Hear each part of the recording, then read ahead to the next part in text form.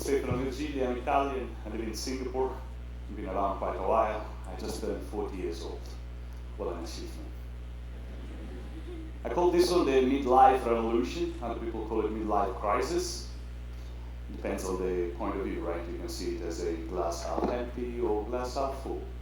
A revolution could be good, a revolution could be bad, but crisis is only bad. So I chose the word revolution for my 40 years old. And I say 40 years of trial and error and success. And when I was in school, I was thinking that at 40 years old I would have been very old. I tell you, it's not true.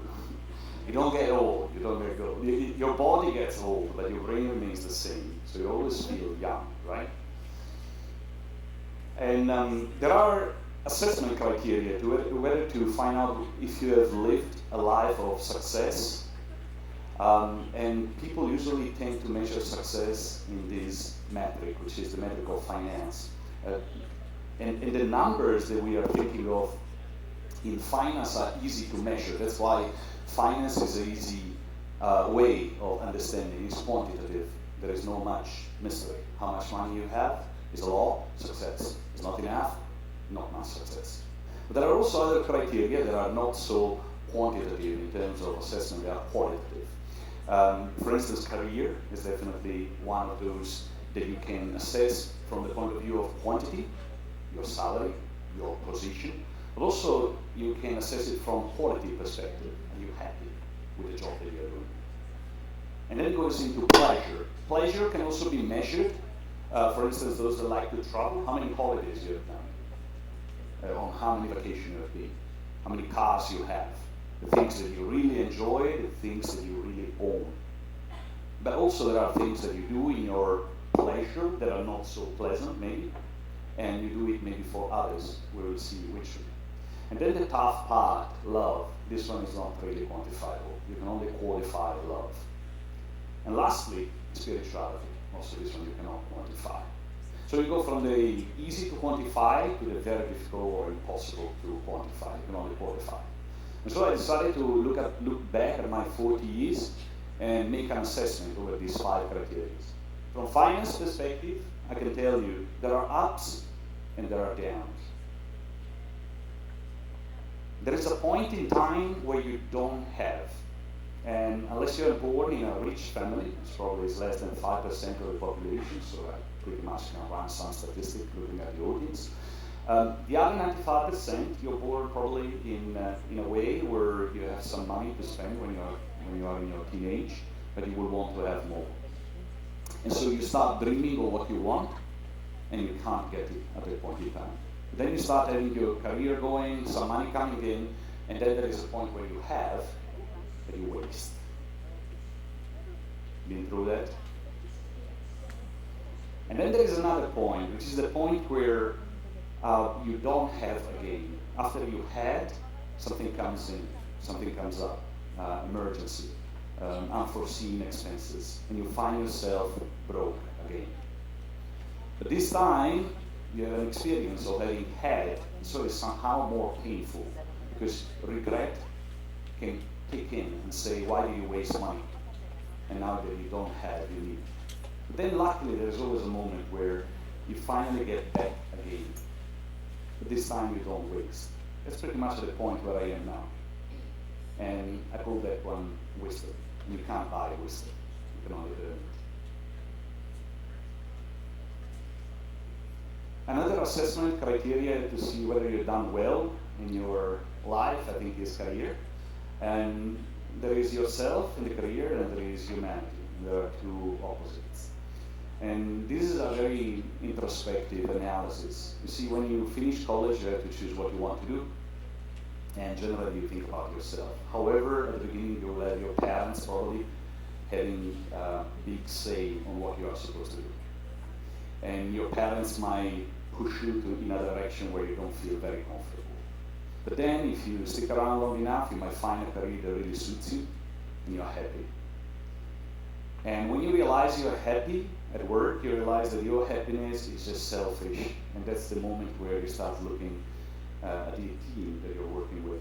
If you are an entrepreneur, at your employees. And if you're working with a team and you're growing in career, you realize your responsibility towards them. That's a very healthy process. When you go from being selfish to being selfless. Because then at that point you care about your company. If you're hating your company right now, then probably you are in the wrong position. You need to change. And lastly, if your company is doing well, and you have a say, and you have climbed in your career, and you're becoming important in your company, then you can also choose the direction where your company is going. And you can put in some of your heart and see if your company is doing well for humanity.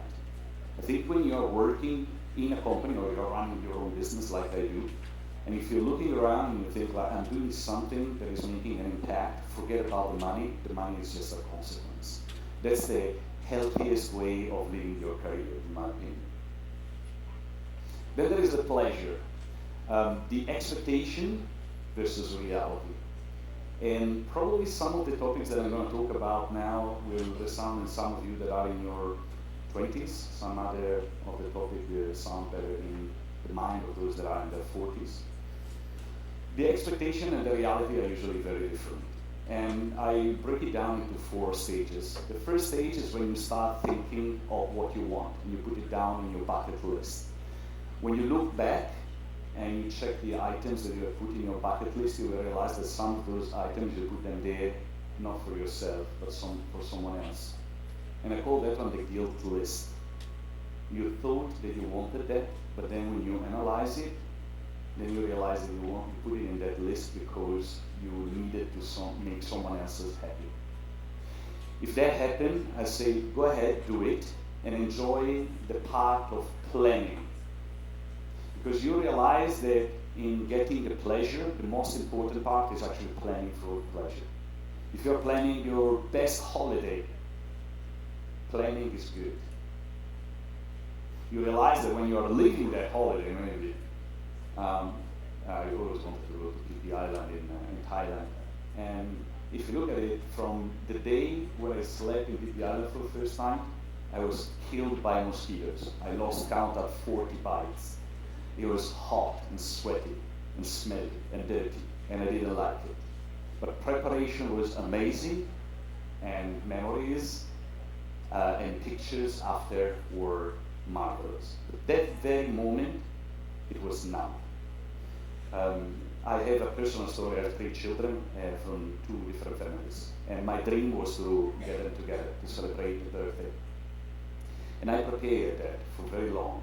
When finally I can get them together to play and celebrate their birthdays together, it was actually very tiring, very noisy, and I just wanted to go to sleep. I was so numb. But the pictures that I have from that day really give me peace until today. So I hated that day. I love the preparation. I love even more what happened after, the memory that I have about that beautiful day. It was a guilt list item, by the way. It was a bucket list item. Love, wow, tough. I'm certainly not in a position to lecture anyone about love. I'm a disaster at love. But I can tell you a few things about how it's perceived from a objective perspective, not subjective perspective. It could be rational, it could be irrational. And so how you look at love is so important. Your parents' love, it's very unique. Because when they love you a lot and they do a lot of things for you, they hug you and kiss you and change your diaper day in, day out, that you don't remember. You only remember when they tell you study harder, perform harder, be better, and then you wonder, is that love? I thought love was something different. Then you have your first love. The first crush, the first time that you feel like you are in love, and then you realize, personal opinion, I realize that that feeling is actually very selfish. It's about how you feel. It's got nothing to do with how you want the other person to be. But you only realize it much later. I was very blessed to have found the love of my life, and I believe that love is actually a decision. It's very rational. It's not irrational. The crush is irrational. When you think, oh my God, I'm so in love. That is very irrational. And it happened. But the one that you can carry through that's very rational. The idea of holding hand at age 80 with the same person, that's very rational. It takes a lot of effort and work. And then the love for the children. The only love that you cannot choose. It happened that way. Someday you want to kill them.